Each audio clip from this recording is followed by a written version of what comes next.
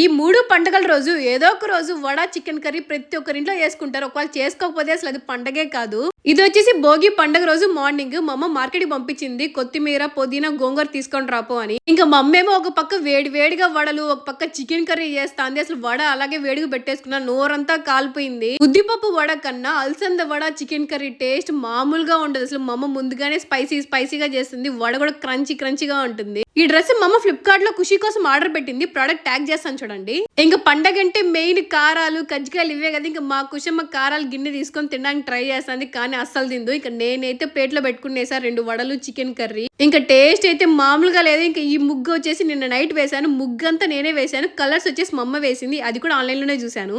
ఇంక భోగి పండగ అంటే మెయిన్ భోగిపళ్ళు వేయడమే కదా చిన్న పిల్లలకి. ఇంక మా కుషమ్మ భోగిపళ్ళు వేద్దాం అనుకుంటే అస్సలు కూర్చోవడం లేదు కుర్చీలోనే. ఒకసారి వేసేదలకి మళ్ళా పారిపోతా ఉంది. మళ్ళా తీసుకొచ్చి కూర్చోబెట్టి మళ్ళీ వేస్తున్నాము. ఇంక మా ఇంట్లో ఒక చిన్న పిల్లే అయినా 10 మంది ఇంట్లో పిల్లలు ఉన్నట్టు అనిపిస్తది మా కుషం మల్లరికి.